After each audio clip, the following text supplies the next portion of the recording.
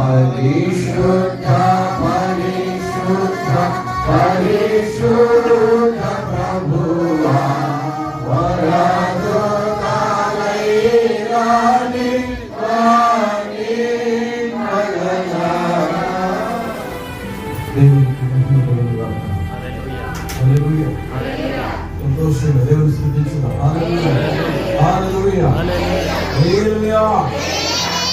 దేవుని మహాకృపను బట్టి మనం చదవబడిన కీర్తనగా కారుడు చక్కని విషయాన్ని జ్ఞాపకం చేశాడు. 136 కీర్తనలో దావీదు దేవుని ఎలా స్తుతిస్తున్నాడు.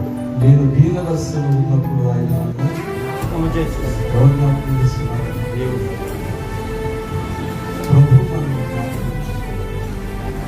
దేవుడు మనల్ని జ్ఞాపకం చేసుకున్నప్పుడు దేవుని యొక్క మహాకృప, ఆయన మహిమ, ఆయన ప్రభావము, దేవుడు ఆ స్థలములను ఆ స్థలములో దేవుడైనా నిలబడగలిగిన దేవుడై ఉన్నాడు. హల్లెలూయా హల్లెలూయా.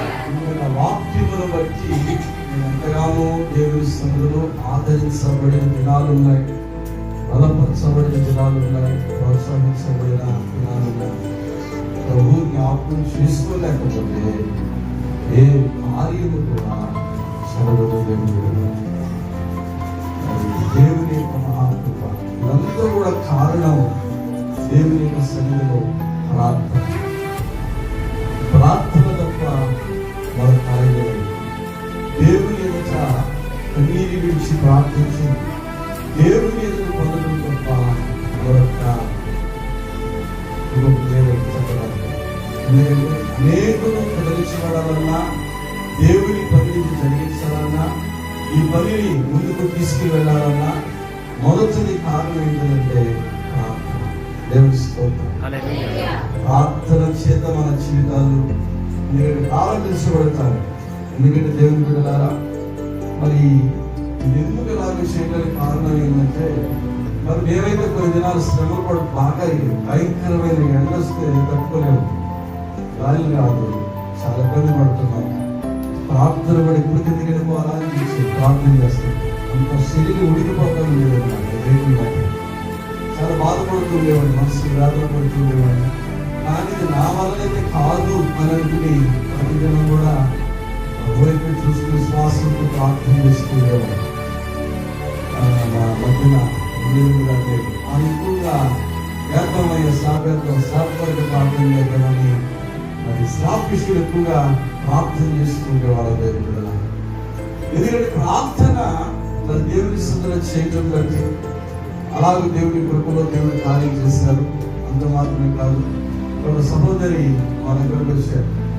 మా ఇంటికి వచ్చారు, ఇల్లు చూసి పైకి వచ్చి ప్రార్థన చేస్తూ పెడుతూ, ఆ ఇల్లు బాగానే ఉంది కానీ మందిరమే బాగా నా హృదయం ఉండిపోయింది. నా హృదయం ఎక్కడ ఏడు బాగుంటుంది, నన్ను జీవితం చేస్తున్నారా, దేవుడు బాగున్నారు, దేవుడి స్తోత్రం. ఆయన నివసించే స్థలం బాగున్నారు. ఆమె ఆయన నిలబడిన స్థలము ఆయన మహిమతో నింపబడాలి. నేనుండడం కాదు, నా దేవుడు కాదు. నన్ను పొగిడి తెచ్చి నన్ను అంటే మాట ఇల్లు బాగానే ఉంది కానీ ఏమంటుంది,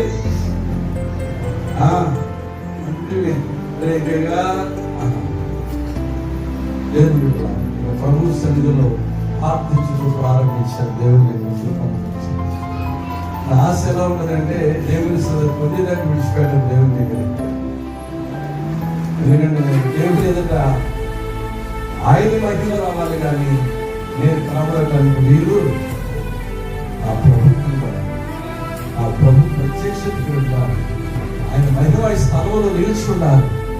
అది దేవుని యొక్క సాధకులుగా ఆశ, హృదయ వాంఛ.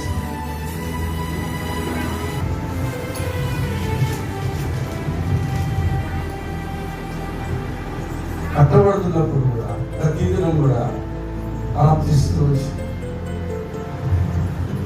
ప్రార్థన, ప్రభా మీరు మాట్లాడకపోతే కార్యాలు సరే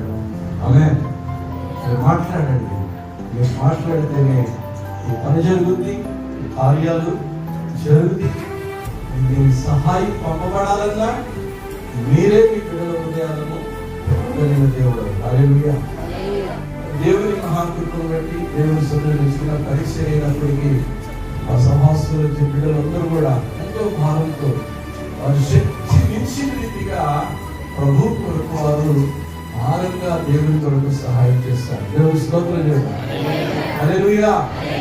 అలాగే మా ప్రియులైన వారు, మమ్మల్ని ప్రేమించేవారు, దైవ సేవకులు, అరీతిగా అనేక మంది మరి మా యొక్క రక్త సంబంధుల నుంచి కానీ బంధువుల నుంచి కానీ మరి మా గ్రామంలో మరి ప్రార్థించుతున్న బిడ్డల బట్టి కానీ ప్రతి ఒక్కరు కూడా దేవుని బిడ్డలారా వారి హృదయమైన తలుపులను ప్రభు తెరిచగల.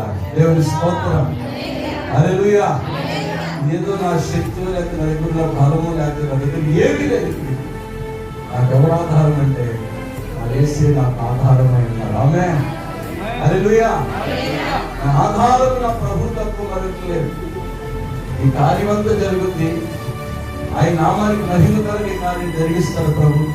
దేవుడు దానికి అంతటా కూడా ఆయనే సమకూర్చగలిగిన దేవుడే. హల్లెలూయా. ఇది నేనేదో కలిగి చేయడం కాదు, నా జ్ఞానము నా ఆలోచన ఎందుకు పనికిరానివి. దేవుని మహాకృపను వచ్చి దేవుని బిడ్డలారా ఎందరో దివారాత్రులు ప్రార్థన చేస్తారు. దీని కొరకు ఎంతో మా ప్రేక్షకులు కూడా తెల్లవారుజామున 4 గంటలు మొదలుకొని 6 గంటల వరకు ప్రార్థన చేస్తాం. అందరి కొరకు ప్రేక్షకులు వచ్చినప్పుడు ఇక్కడ ఒక దినాన్ని వచ్చారు. వారు కూడా చెమట తడిసిపోయింది. పిల్లలంతా తడిసిపోయి మీరు ఎలా ఉన్నారు పైన చాలా కూడా బాధపడ్డారు. రోజు దేవుని కృపను వచ్చి దేవుని బిడ్డలారా అందరి ప్రార్థన సహాయ సహకారాలు దైవ సేవకులు మా ప్రియులు